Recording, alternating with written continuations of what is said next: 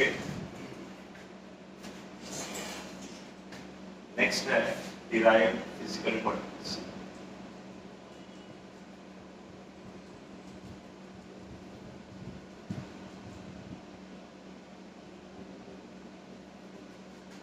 All physical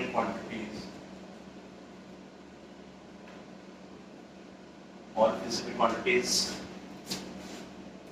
other than fundamental and supplementary.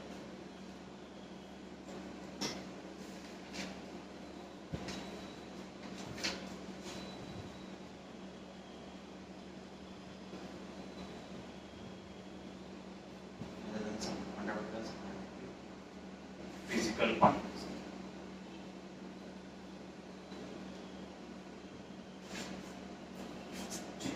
Note down करिए इसको।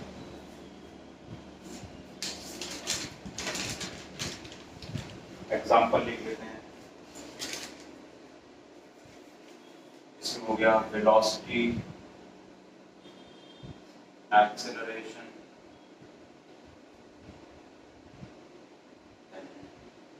Density,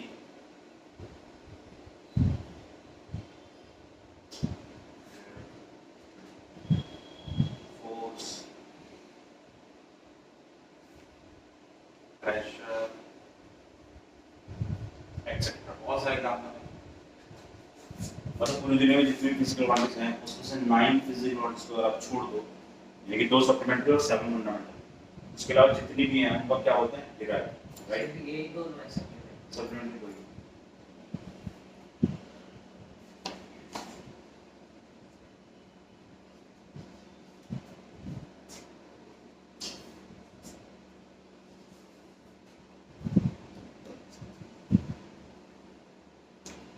vectors का आपका टेस्ट होगा संडे, ठीक है?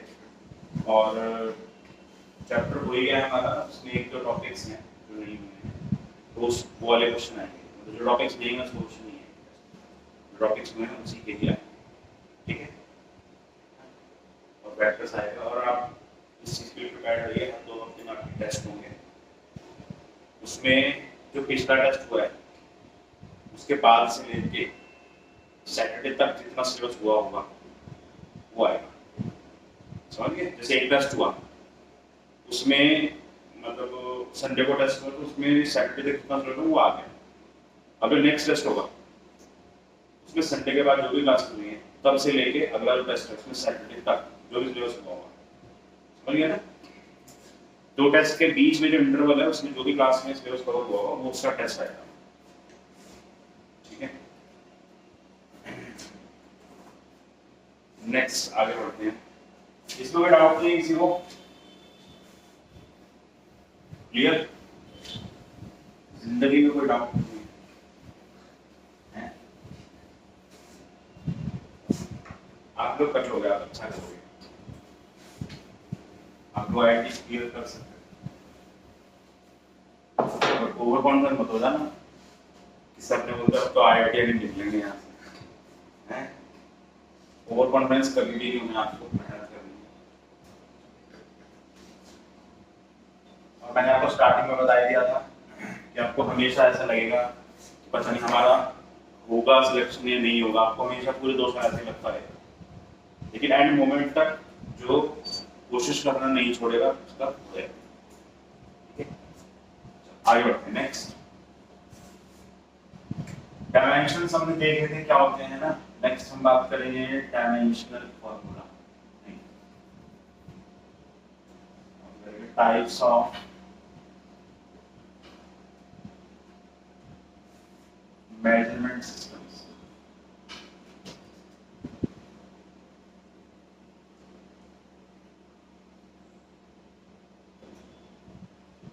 तो आपने देखा होगा कई बार हम लेंथ को फीट में नापते हैं, कई बार मीटर में नापते हैं, कई बार सेंटीमीटर में नापते हैं।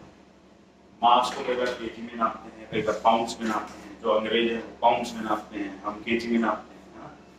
तो ये सब अलग अलग सिस्टम को फॉलो करते हैं। तो हमारे पास मेजरली 4 सिस्टम्स हैं जो कि स्टैंडर्ड्स डिफाइन करते हैं किसी भी फिजिकल क्वांटिटीज, लेकिन जो सबसे ज्यादा हम लोग फॉलो करते हैं वो सिस्टम इंटरनेशनल है।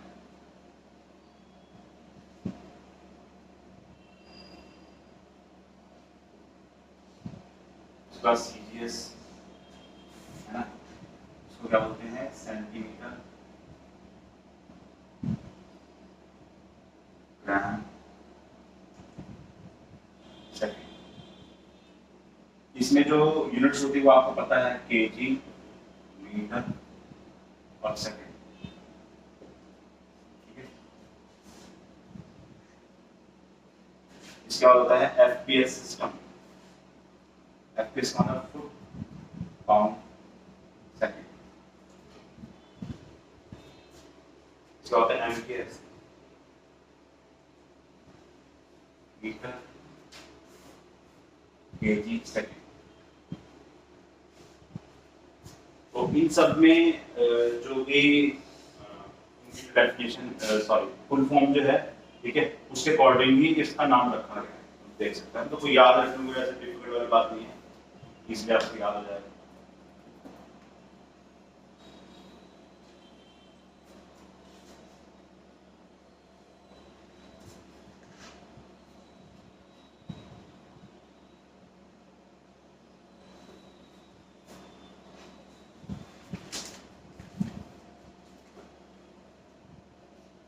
Okay,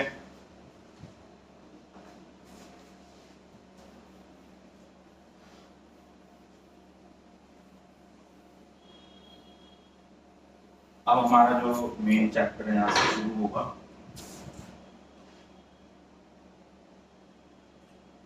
dimensional formula. Dimensional formula क्या होता है, आप इसका पहले एक एग्जांपल देखो, फिर आपको अच्छे से समझ आएगा।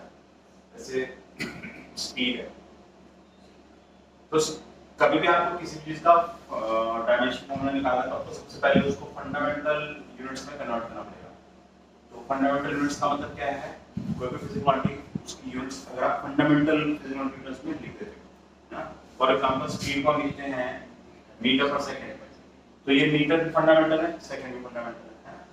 और जैसे फोर्स है, फोर्स की जो यूनिट है वो न्यूटन होती है, 5 न्यूटन होती है, but Newton is not fundamental unit, तो आपको कन्वर्ट करना पड़ेगा इसको। तो इसको आप क्या लिखोगे, 5 kg मीटर पर सेकंड, यानी मास हो गया और एक्सेलरेशन हो गया। अब ये फंडामेंटल में कन्वर्ट हो चुके हैं। ठीक है, तो डायमेंशनल फार्मूला जो है वो कैसे लिखते हैं, सबसे पहला स्टेप तो होता है कि आपको उसको फंडामेंटल टर्म्स में लिख देना है, फिर उसको पावर के टर्म्स में लिख दो, है ना, यहाँ पर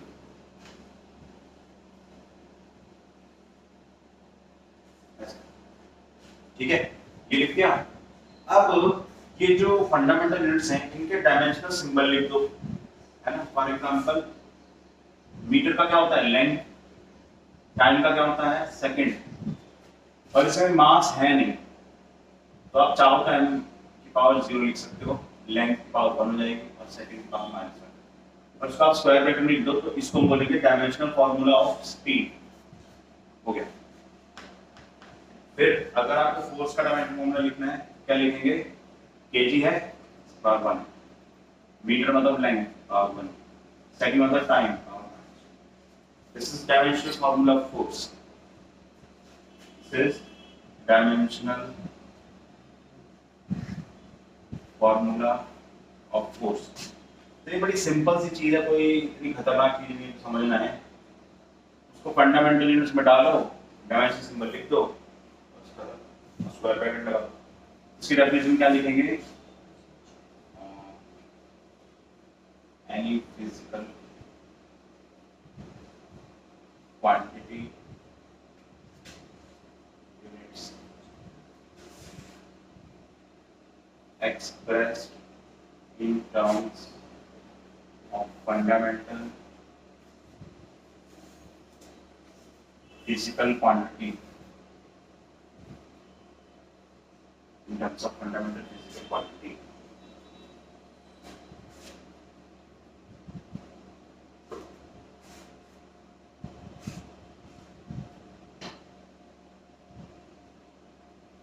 With the dimensional symbols,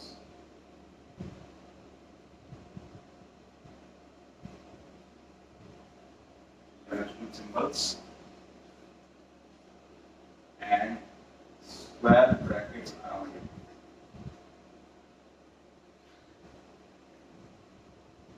ये आप याद रखिएगा, स्क्वायर ब्रैकेट जरूर लगानी है। ये ऐसे नहीं कि हमने मजे में स्क्वायर लगा दी, ये स्क्वायर ही लगानी है हमेशा, हमेशा स्क्वायर, और कोई ब्रैकेट नहीं लगाओगे। डायमेंशन फॉर्मूला लिखना है तो स्क्वायर ब्रैकेट ही आएगी, ठीक है। ये नोट डाउन करने के बाद मैं आपको कुछ फिजिकल क्वांटिटीज दे रहा हूँ, उसके डायमेंशन फॉर्मूला आप मुझे कैलकुलेट करके बताओगे। फर्स्ट है डेंसिटी, इसकी यूनिट मैं साथ पे लिखता रहूंगा ताकि आपको इजीली हो जाए, समझ में आ जाए। एक्सेलरेशन होता है मीटर पर सेकंड में, उसके बाद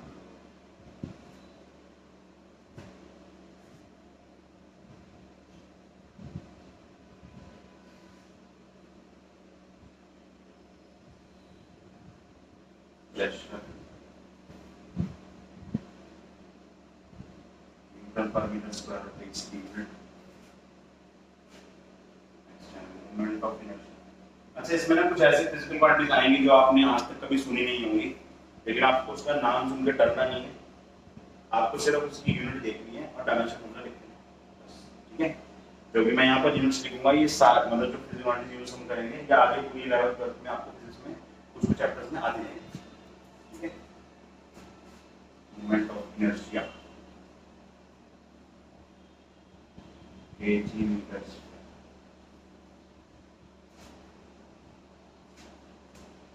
टॉर्क न्यूटन मीटर।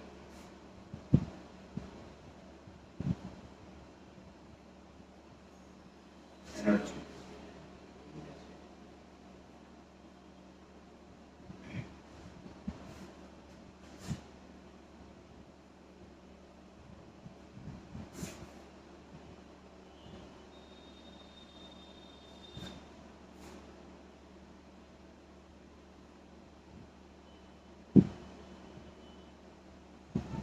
अच्छा, एक चीज और है, इधर देखिए, इधर देखो, एक चीज आप देखो, हमने डायमेंशन फॉर्मूला जो है एक तो यूनिट्स को देखकर निकालते हैं, जैसे कि आपने देखना है, हम फॉर्मूले से भी निकाल सकते हैं। फॉर्मूला जैसे काइनेटिक एनर्जी है, इसका फॉर्मूला क्या होता है, हाफ एम v स्क्वायर, है ना। अब इसमें m क्या है, मास, पावर कितनी है 1, तो kg लिख दो। v क्या है, वेलोसिटी, वेलोसिटी का डायमेंशन फॉर्मूला हमें पता है, ये लिखा हुआ है।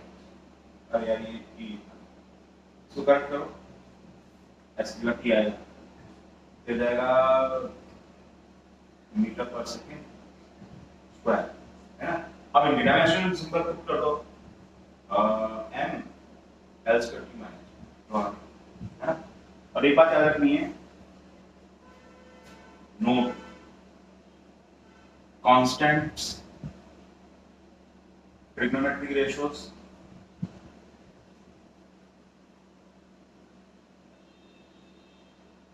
exponential function,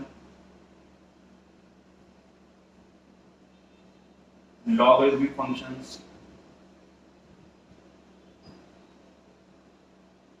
etc. do not have dimensional formula. इन सब का डायमेंशन होता ही नहीं है, तो आप इनको डायमेंशन फॉर्मूला में नहीं लिखोगे। इसको कोई भी अगर कांस्टेंट है, जैसे यहाँ पर हाफ है, हाफ एक कांस्टेंट नंबर है, तो इसको मैंने डायमेंशन फॉर्मूले में नहीं लिखा, देखो ये डायमेंशन फॉर्मूला है एनर्जी का, हाफ यहाँ से गायब है ना। तो कांस्टेंट्स का वो या फिर ट्रिग्नोमेट्रिक रेशियो मतलब sin थीटा cos थीटा, इनका कोई डायमेंशन फॉर्मूला नहीं होता। एक्सपोनेंशियल का मतलब है, एक्सपेंशन का मतलब होता है e की पावर x, a की पावर x, इसको बोलते हैं एक्सपोनेंशियल। लॉगरिथमिक का मतलब होता है, ऐसे लॉग कहीं आपको दिखे, log लॉग, ठीक है। तो इनका डायमेंशन फॉर्मूला कभी नहीं हो, तो आप इनको नहीं यूज करो। चलो पहले आप इसे सॉल्व करो, फिर हम आगे चलेंगे, ठीक है।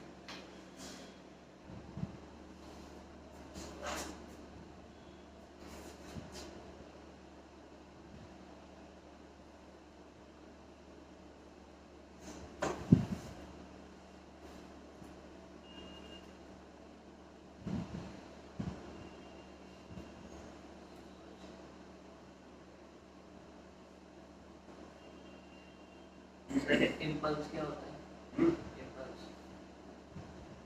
इम्पल्स इम्पल्स जो है ना चेंज इन मोमेंटम को ही बोलते हैं, but if change in momentum is sudden तो उसका नाम हम इम्पल्स है। चेंज इन मोमेंटम, मोमेंटम पता है मोमेंटम क्या होता है तो पता है?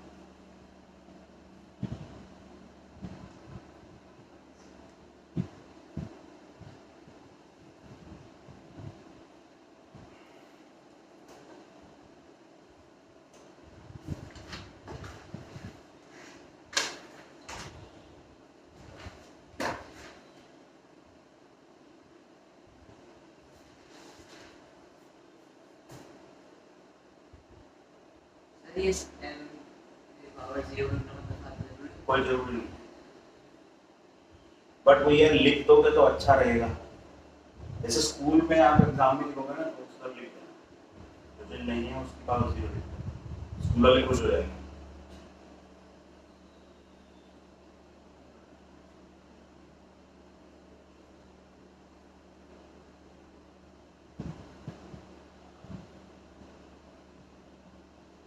तो अभी नहीं डायमेंशन हाँ और क्या,